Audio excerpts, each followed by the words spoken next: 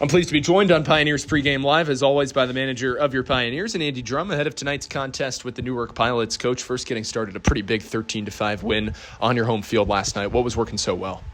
It wasn't pretty early. I think we gave up 5 runs in the first 3 innings. We had a lot of errors last night, but we limited the damage. Still looking for someone to come through and get that big hit with runners in scoring position, but we'll take a 13-5 win any night. I was going to say, Geneva a little bit wild in last night's game. That still remain a concern for you, especially considering going up against a pitching staff that hasn't had the best strength? We kind of mix and match the lineup a little bit. Like, we have Brett Baker in the 4-hole tonight. He's been catching a lot of barrels. We're hoping he can drive some guys in.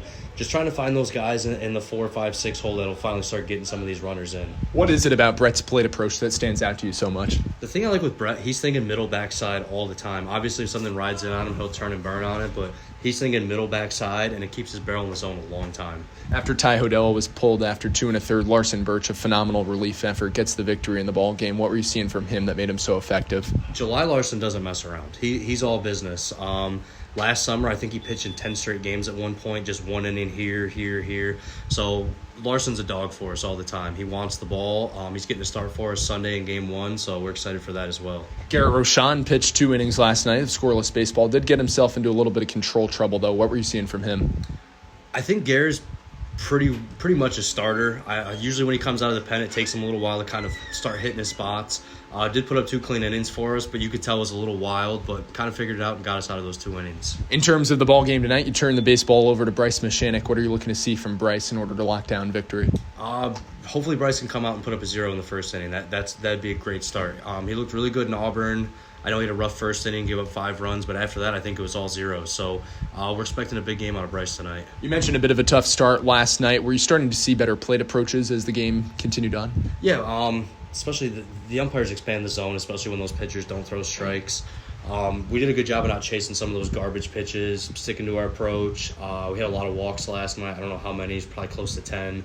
But I thought we had a really good approach to the plate when we weren't chasing bad pitches. What did you see from the top of the order as Zayden Grabowski continues to hit Ty Martineau? What did you like from them? Those top 3 are always going to do damage.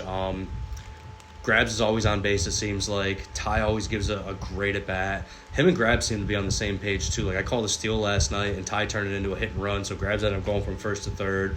So those guys are just kind of on the same page, and TJ's always going to give us good at-bats. Is there a different kind of energy that exists in the clubhouse with a game like tonight, a team you're chasing?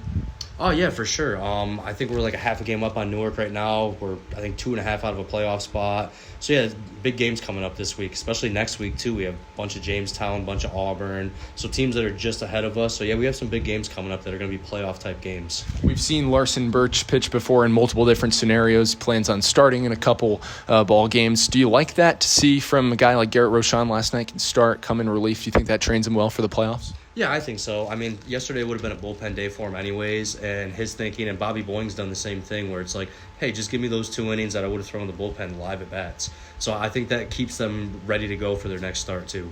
Andrew Hartman in the lineup for the first time tonight. What are you looking to see from him making his Pioneers debut? He had a really good BP today. Caught a lot of barrels. I'm excited to see what he can do for us out there. Hopefully drive in some runs. He's in the 6-hole tonight, so hopefully he can drive in some runs for us. That'd be huge. How important is it for you to continue to switch up the lineups, especially to just get different looks with different guys?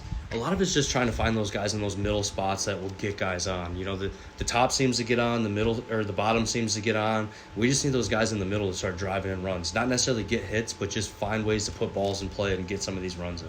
Awesome.